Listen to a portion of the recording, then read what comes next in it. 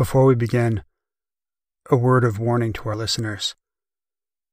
This episode uses certain sounds and audio techniques which have been found to cause fear and anxiety in certain people. This episode is best listened to through headphones at night, alone, and in the dark. Thank you.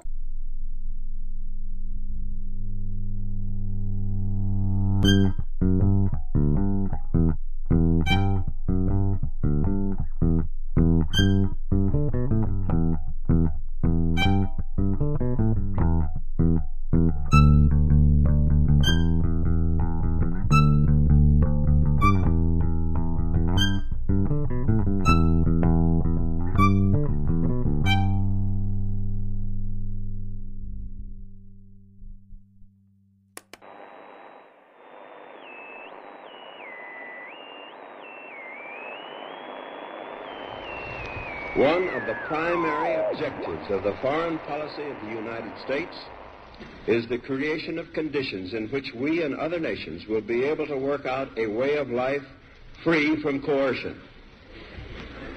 This was a fundamental issue in the war with Germany and Japan. Our victory was won over countries which sought to impose their will and their way of life upon other nations. At the present moment, in world history, nearly every nation must choose between alternative ways of life. The choice is too often not a free one.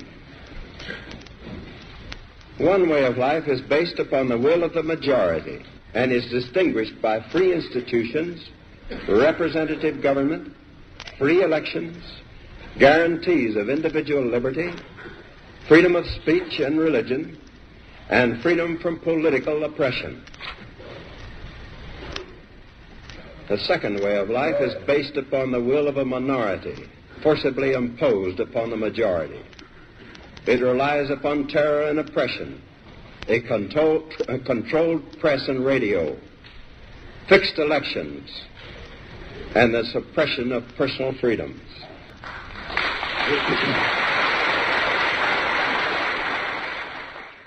The President finished his address by reminding his supporters that the others are out there, working against them every day to destroy their way of life. They could be anywhere and look like anyone, and only he has the ability to protect them. For CBN News in New York, this is Frank Collins. Stay tuned for 2 minutes till midnight coming up right after your local CBN affiliate station identification.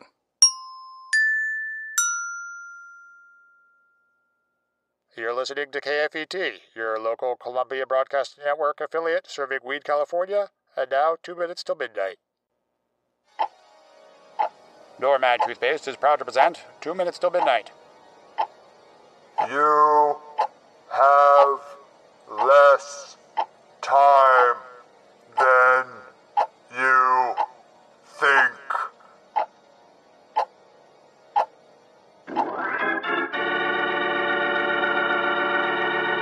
Tonight, 2 minutes till midnight brings you Rolf Hansen in A Tale of Psychological Suspense with the story A Rat for Little Albert. Imagine, if you will, a doctor obsessed with finding the root cause of human fears. He may have just stumbled upon the ideal lab rat for his experiment, and now the question is, how far is he willing to go to find the answer? John Watson better check his watch, because when he does, he might just find that it's 2 minutes till midnight.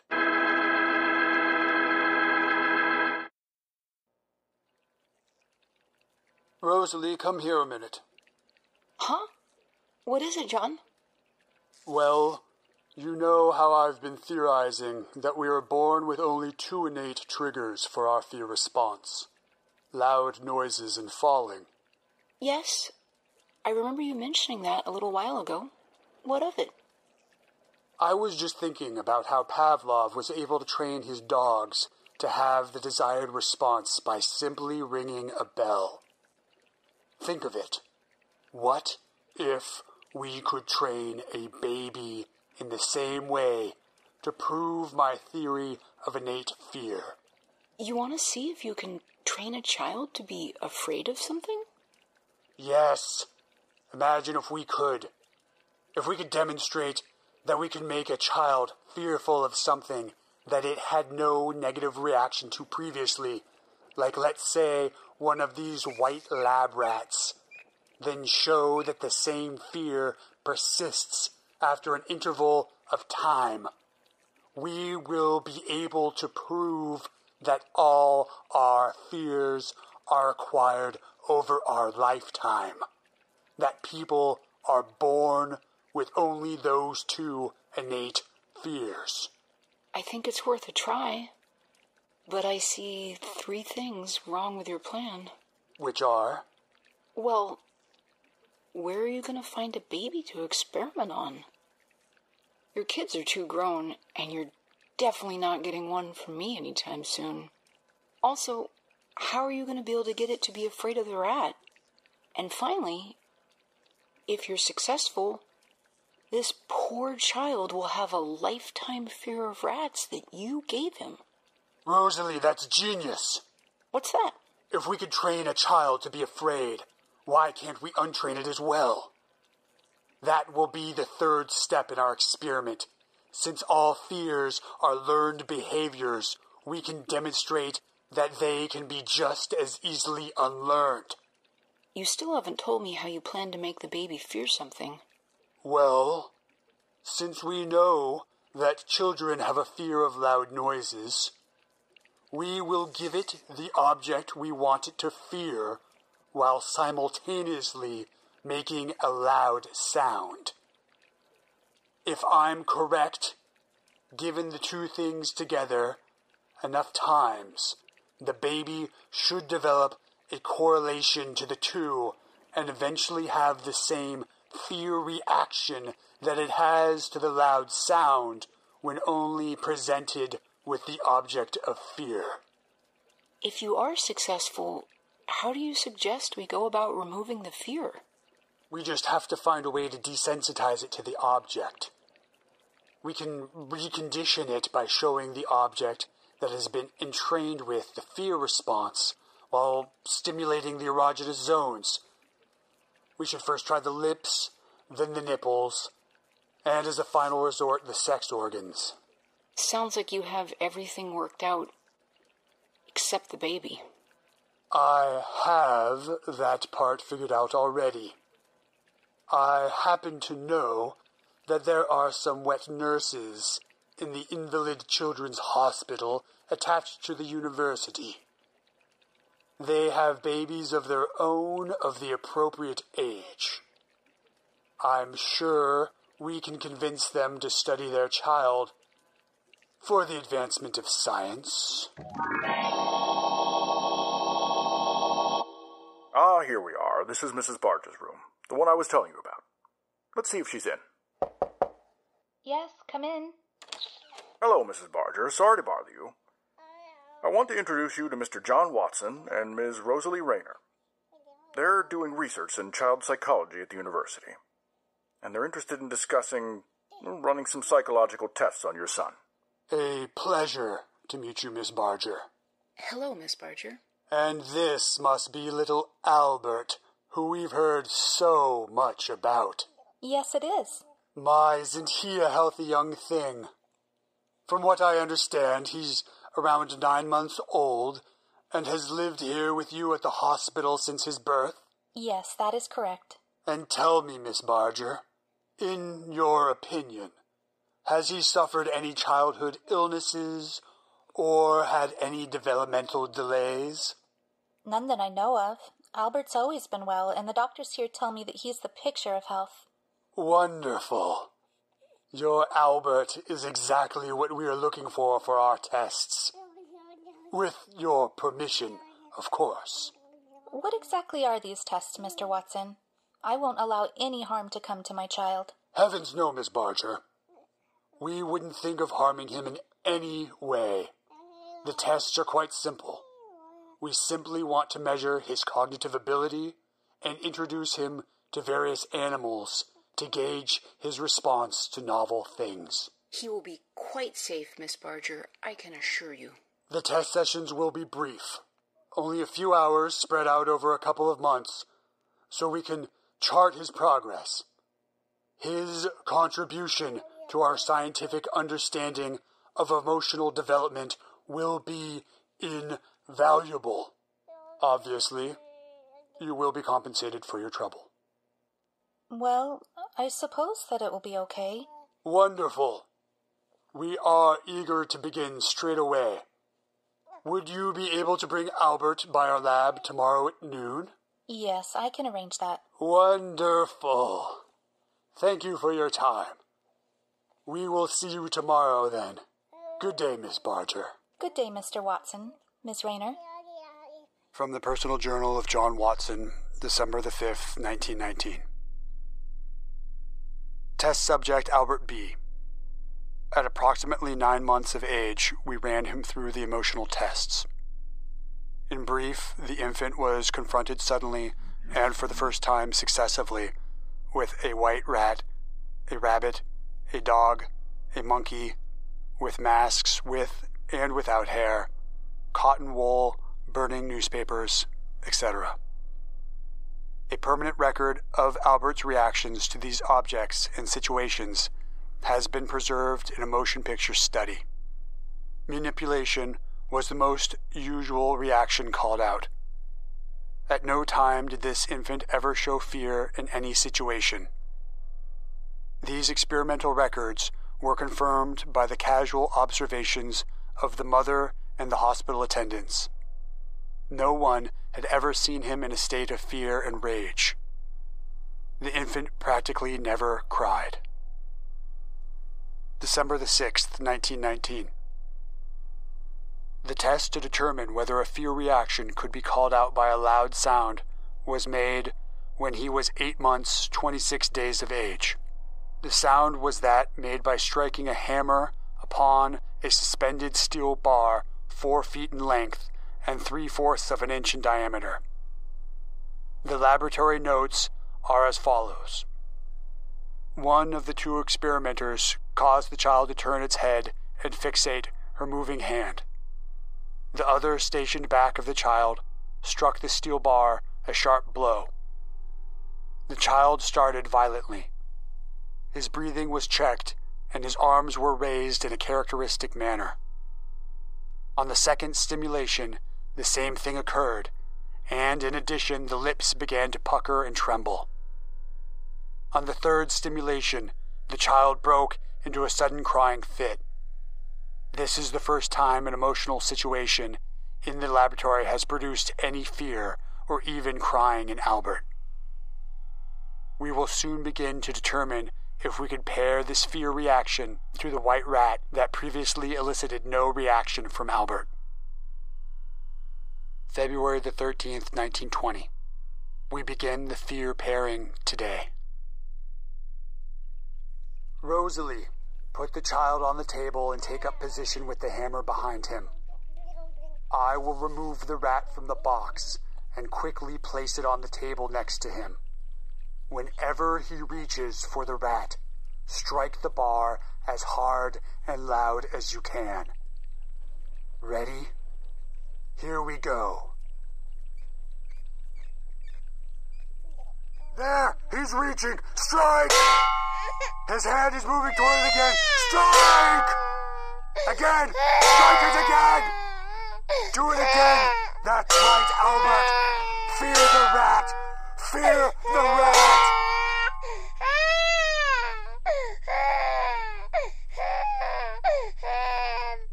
February the 13th, 1920 continued. Today, after 5 joint stimulations, coupling the loud sound and the rat, Albert was shown the rat alone. The instant the rat was shown, the baby began to cry. Almost instantly, he turned sharply to the left, fell over on his left side, raised himself on all fours, and began to crawl away so rapidly that he was caught with difficulty before reaching the edge of the table. This was as convincing a case of completely conditioned fear response as could have been theoretically pictured. February the 18th, 1920. Today Albert was first tested with blocks. He reached readily for them, playing with them as usual. This shows that there has been no general transfer to the room, table, blocks, or researchers. The rat was then given alone. The baby whimpered immediately, withdrew his right hand, and turned head and trunk away. He was then given blocks again, and he played readily with them, while smiling and gurgling. The rat was then reintroduced. He immediately leaned over to the left side as far away from the rat as possible, then fell over, getting up on all fours and scurrying away as rapidly as possible. The above preliminary test shows that the conditioned response to the rat had carried over completely for the 5 days in which no tests were given. We will test again in a few weeks to see if the conditioned response persists. March the 13th, 1920. Unfortunately, Albert was withdrawn from the hospital today by his mother, so we must end all testing. Fortunately, we were able to test the child one last time before his departure. Our results show that his conditioned response to the rat remains and has also successfully been transferred to other furry objects, including a rabbit, a seal fur coat, and a Santa Claus mask made with cotton balls. My only regret is that I will not have a chance to attempt a removal of his conditioning. Do you really think the conditioning will persist, John? I have no reason to think that it won't. We've shown that it remained for over a month after our initiation of it. Unless some accidental method is hit upon, I think it will most likely stay with him for the rest of his life. I just feel awful knowing he'll go the rest of his life being terrified of rats and seal fur coats and have no idea why. Think of it, Rosalie. 20 years from now, he may go to a Freudian who will probably tease from him the recital of a dream, which upon their analysis will show that Albert, at 3 years of age, attempted to play with the pubic hair of his mother and was scolded violently for it. But we know the truth. We know that all these phobias and fears are conditioned, not sexually repressed fantasies from our childhood. We've proven that we can create them from nothing. Think of it, Rosalie. If we can instill fear, then why not anything else? Given enough time and control, we can shape a child into anything we want. Why, give me a dozen healthy infants, well-formed, and my own specified world to bring them up in, and I'll guarantee to take any one at random and train him to become any type of specialist. I might select doctor, lawyer, artist, merchant chief, and yes, even beggar man and thief. Regardless of his talents, penchants, tendencies, abilities, vocation, and race of his ancestors.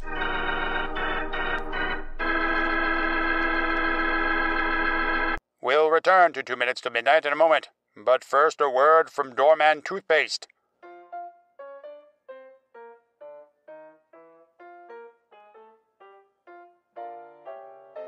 Do you have a true friend? One that you know you can trust to tell you anything? A friend that would even tell you when your breath smells bad and your teeth begin to yellow? Or are the people you know too polite to tell you about your poor oral health, but freely discuss it behind your back? Worry no more, because you have Doormat Toothpaste. Yes, Doormat Toothpaste, the only toothpaste with thorium. To get your teeth their whitest and brightest, its radioactive radiation increases the defense of teeth and gums. The cells are loaded with new life energy. The bacteria are hindered in their destroying effect. This explains the excellent prophylaxis and healing process with gingival diseases. It gently polishes the dental enamel so it turns white and shiny and prevents dental calculus. It has a wonderful lather and a new, pleasant, mild, and refreshing taste. So the next time you see your pharmacist, be sure to request Doormat toothpaste in the bright yellow tube. And now, back to 2 minutes till midnight. A man walks into a doctor's office. No, this isn't the beginning of a joke, because the man in question hasn't slept in weeks. And although they say that laughter is the best medicine, what this doctor might end up prescribing might be something more terrifying than he can ever imagine. Because what the man is unaware of is that this appointment is scheduled for 2 minutes till midnight.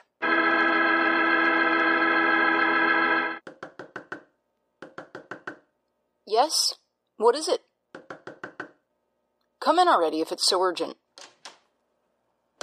Doctor, this is Dorlock. They're out to get me. I'm seriously panicking here. I need your help. They who? They, them. I don't know exactly, but that's why I'm here. Okay. Relax. You're perfectly safe here. I'm here to help. Everything is going to be okay. Now, why don't we start from the beginning and see if I can help you figure out what's going on? Here, take a seat. Now, what seems to be the problem? I'm so tired. I haven't been able to sleep for weeks. It happens at night. They come at night. Something evil. I can feel it in my room, lurking in the shadows, hunting me. I can hear it whispering. When I do drift off, I come to with a fright and feel it weighing down, pressing on my chest. Something sitting on my chest, even though there's nothing there. And the buzzing, the hissing. All I can do is lay there, motionless, helpless. I'm wide awake, but I can't move a single muscle. I can't twitch a finger, nothing. Like I'm a prisoner in my own body. I'm not crazy, Doc. I swear I'm not. Sometimes I can't believe it myself. I've never believed in aliens or demons or any of that other nonsense, but I'm starting to think that that's the only answer. I'm starting to believe I'm cursed. It keeps happening, and it's terrifying. You have no idea. There. It's all right. I assure you, you are not losing your mind, nor are you cursed or being visited by aliens. I knew you'd think I'm crazy. You don't know how bad it is. You don't understand. I'm too scared to sleep. The coffee stopped working. I'm buying caffeine pills now and taking them in bulk. I have to take antacids to counter the holes that are burning in my stomach. But it's better than sleeping. It's better than spending every night in a waking nightmare. Oh, I do believe you. There is a simple explanation for all of this. I can help you, but first let's get you calmed down a bit. It's obvious you're in a highly agitated state. What's that? I hate needles. Nothing to be afraid of. This is simply going to help you relax a little bit. Then we can work out all these troubles you're having. Here we go. That's better. Deep breaths. You'll feel better in just a few minutes. You have nothing to fear. We'll set you straight. See? Looks like you're feeling more tranquil already. Yes, I am. Thank you. It's helping. Yes, of course it is. Now, what you're suffering from is a classic case of sleep paralysis. You see, sleep paralysis is a state in which you are awake but unable to move or speak. Hallucinations, intense fear, a feeling of someone sitting on your chest, hearing voices or whispering. Very common during episodes of sleep paralysis. I guarantee no aliens are visiting you at night. If there's any aliens out there, they're not bothering to come to this backwater planet. But you're not the first to come to this conclusion.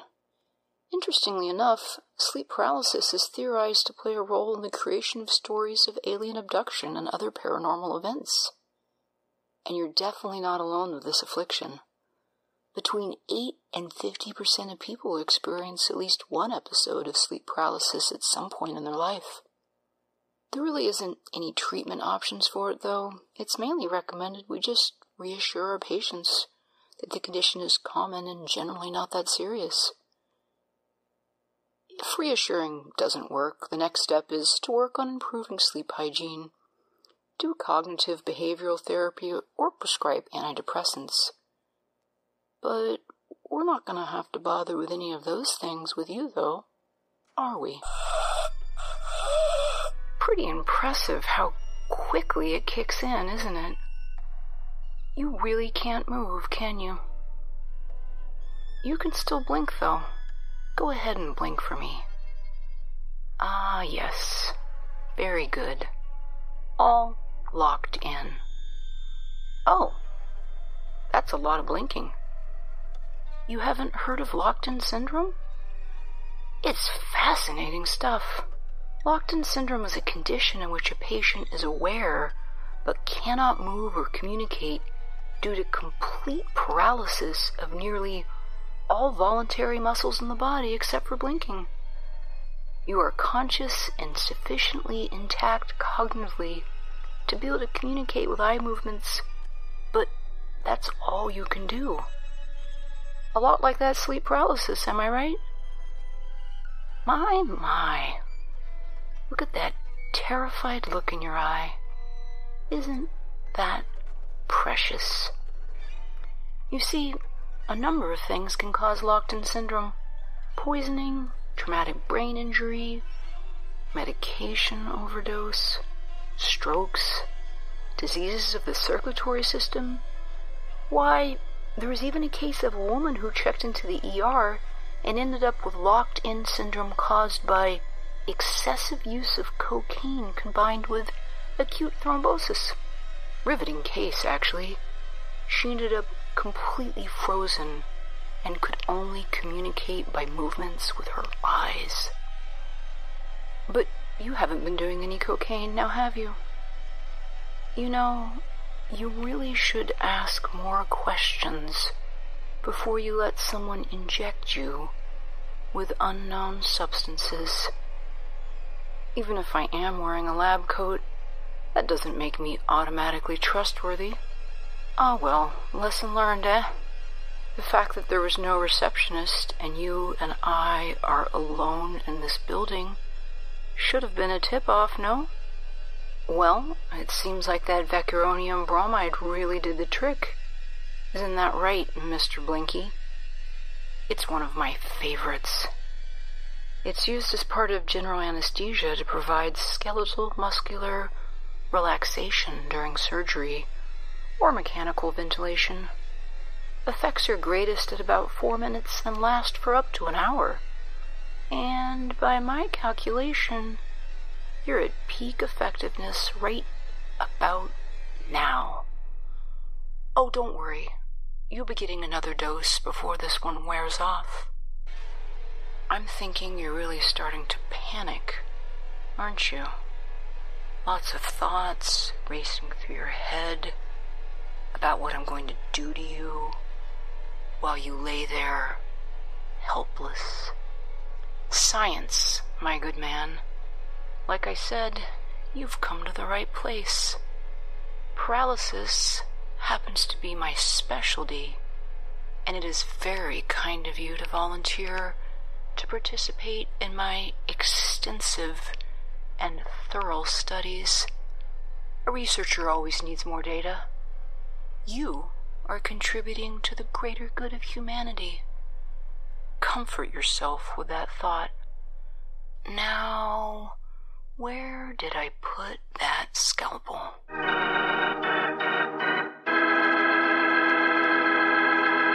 And now, a word from our sponsor. Hoods Sarsaparilla. Yes, folks, get good blood from Hoods. Hoods is the one true blood purifier guaranteed to cure scrofula, dyspepsia, catarrh, that tired feeling, loss of appetite, and more. Yes, Hoods Sarsaparilla. Now with only 18% alcohol.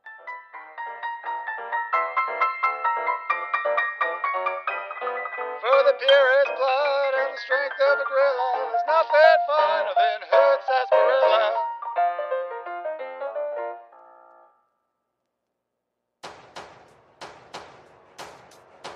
Previously on Dirty Talk After Hours.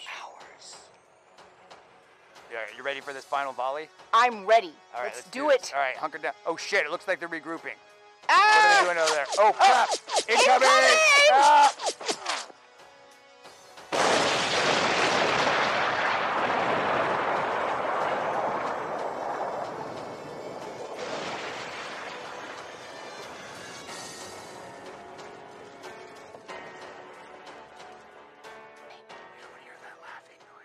There's no laughing. Or there's a scratching. Scratching? What do you mean scratching? There's nothing scratching. Don't. Wait, I need to get out of here. Are you freaking out, man? Yeah, I can't be in here anymore. Don't freak out. Don't freak out. Stay chill. There's no scratching. Let go of me. I'm not touching you. I'm not touching you. Something's touching. Nothing's touching. I'm freaking out, man. All right, let us out. Let us out. Let us out of here. Turn a little bit more and take another half step back. Half step. No.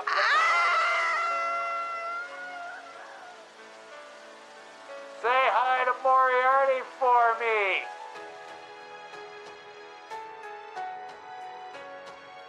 Dirty Talk After Hours.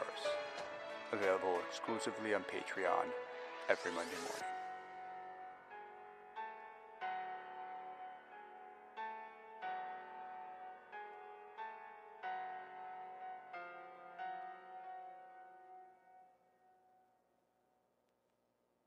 Hey everybody, this is Chris.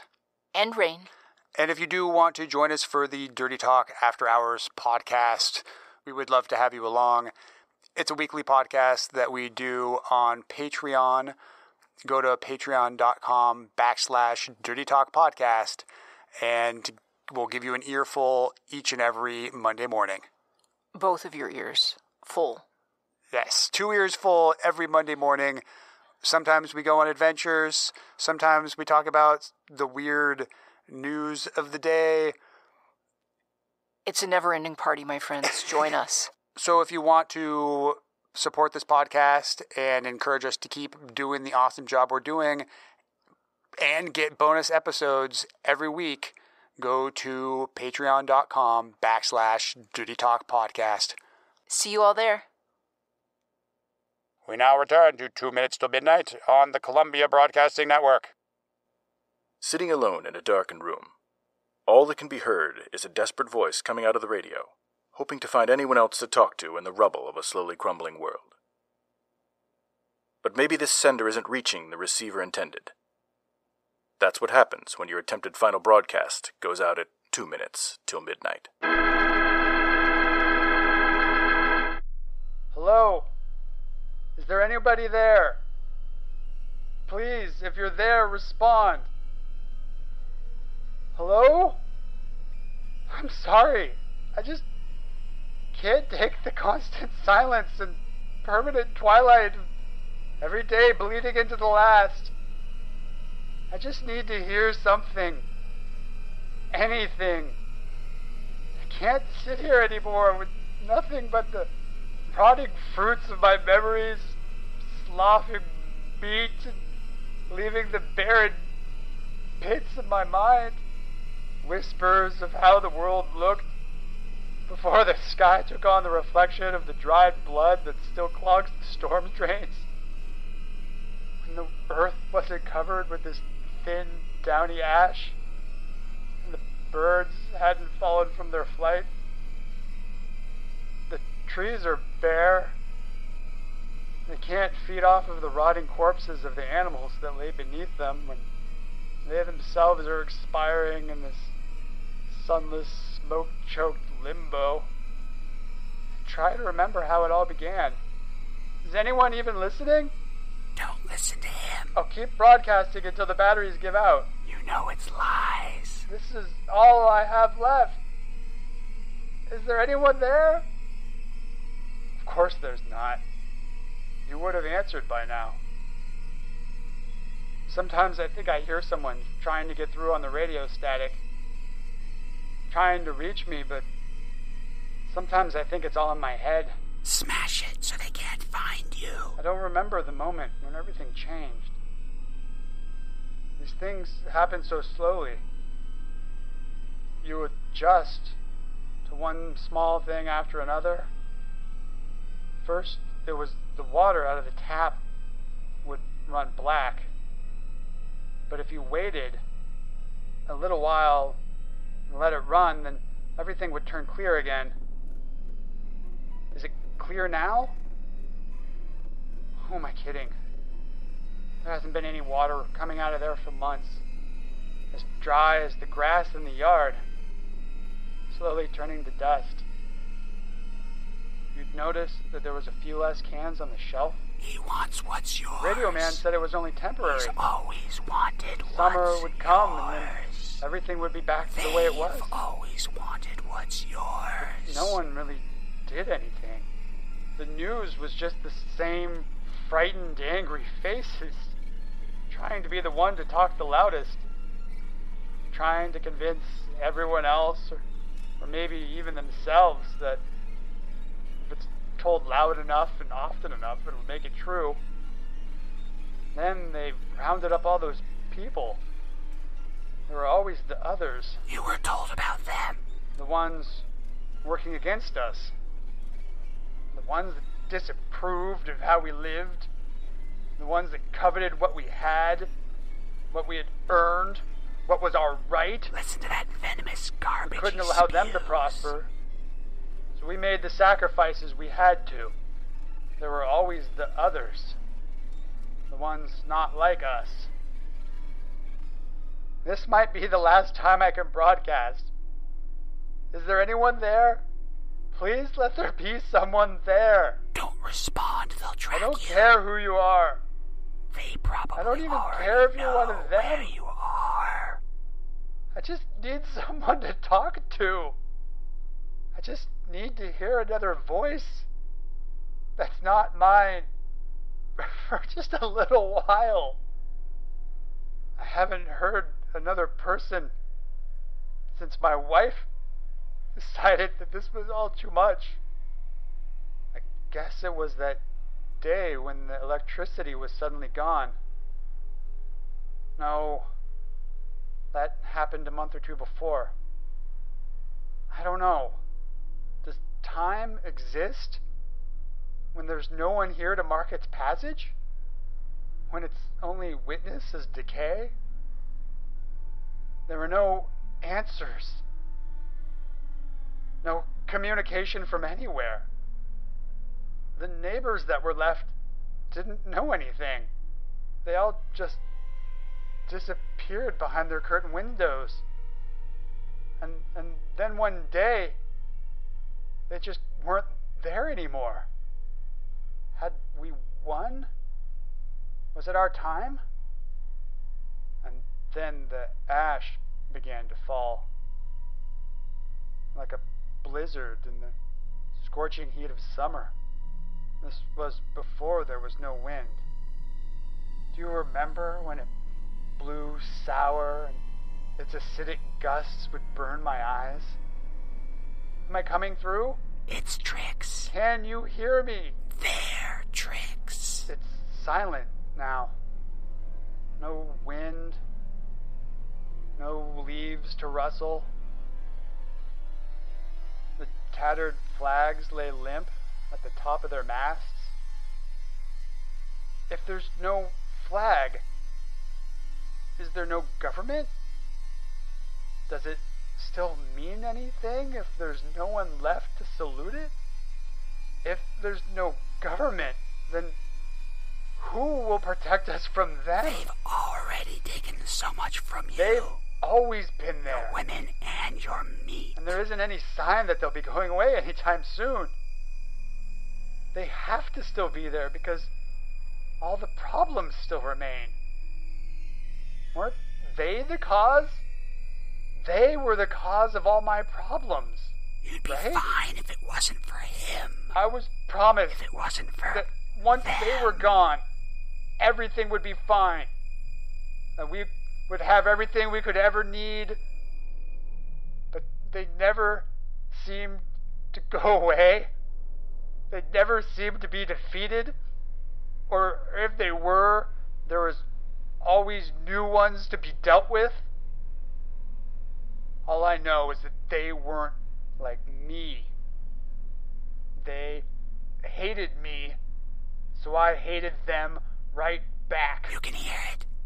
The hate in his voice. I found my wife in the closet with my little girl. She had told me that she wasn't meant to be in this world anymore. She said none of us were, but I could stay if that was my choice. They're still in the closet. I couldn't bear to see them anymore. And remind me of what I used to have. I couldn't drag them out into the yard. Can't bury them. The ground is too hard. Like concrete. So I taped it closed to seal out the smell and the flies. I guess that's where they'll stay till the house falls in around them. They prey on your sympathy. It's their only weapon. I wonder if the flies are still alive in there. I could let them out. Then I wouldn't feel so alone.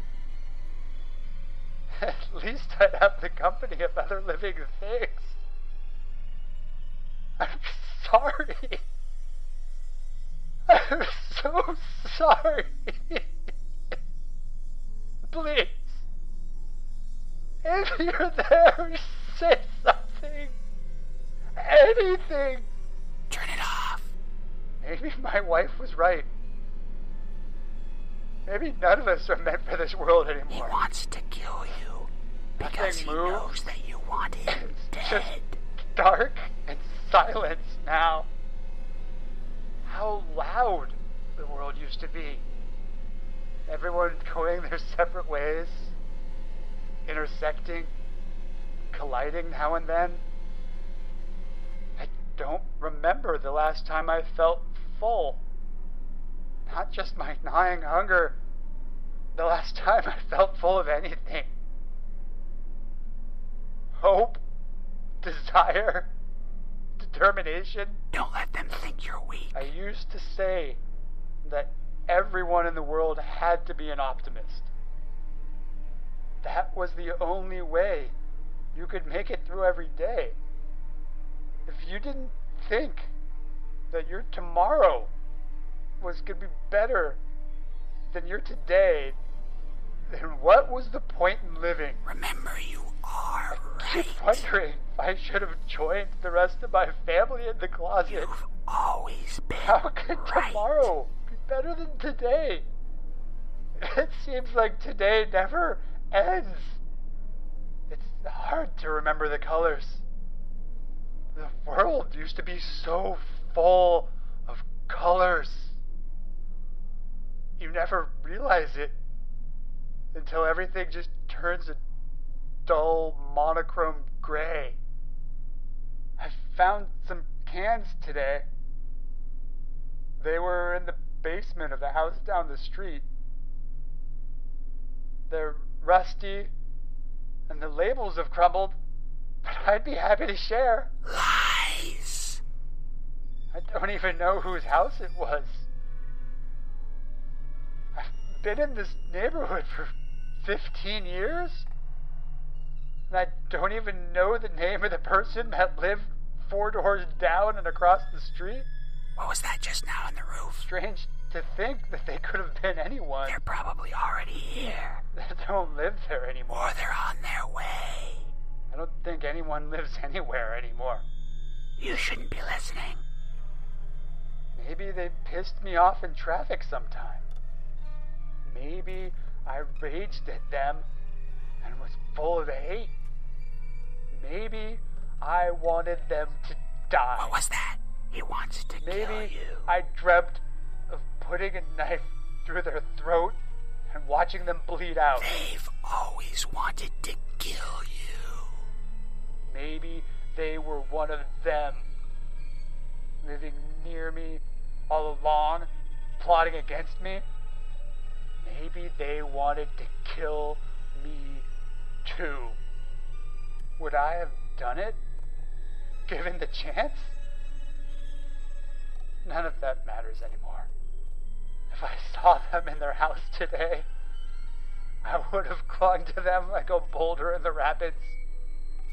If only I had.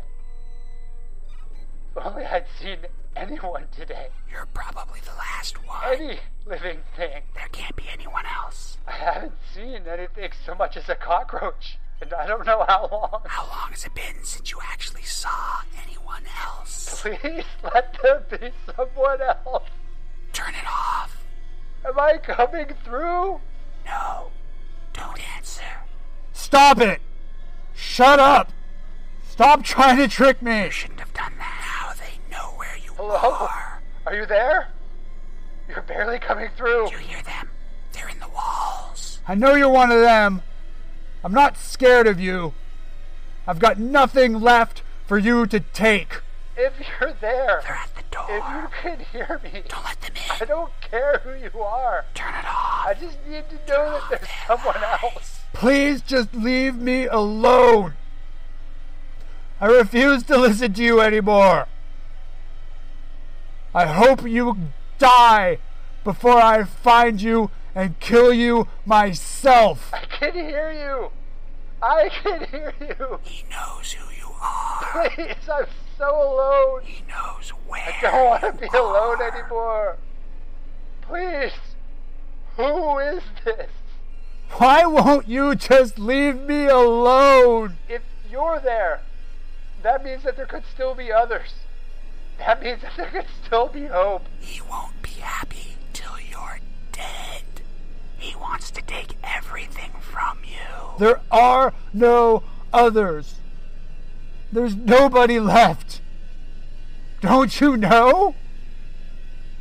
They're all gone. All of us. All of them. All of you. There's no one. Just me. I survived. I survived, and now I have nothing. Hello? Are you still there? I think I'm losing you. Please respond. Goodbye. I'm taking the batteries out of the radio. That way you can't reach me. You can't try to trick me anymore. You're so faint. I can't tell if you're saying anything or if it's just static. What did you do? There aren't any batteries in the radio. There's no power. How are you doing this? Why are you doing this to me? Hello? Are you still there? Why aren't you answering? Hello? Is there anybody there? Please, if you're there, respond. Hello? I'm sorry. I just can't take the constant silence and permanent twilight of every day bleeding into the last. I just need to hear something. Anything. I can't sit here anymore with nothing but the rotting fruits of my memories sloughing meat and leaving the barren pits of my mind. Whispers of how the world looked before the sky took on the reflection of the dried blood that still clogs the storm drains. When the earth wasn't covered with this thin, downy ash.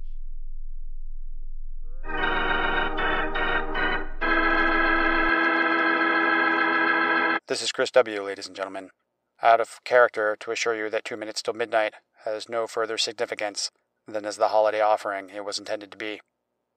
The Dirty Talk podcast's own version of dressing up in a sheet and jumping out of a bush and saying boo. Starting now, we couldn't soap all your windows and steal all your garden gates by tomorrow night. So we did the best next thing. We found some oddities to play trick or treat with your ears. So goodbye, everybody, and remember the things you learned tonight. Most all of them are true.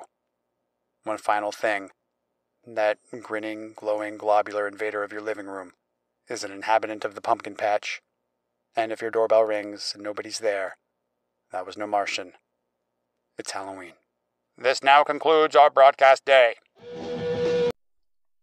Happy Halloween, everyone!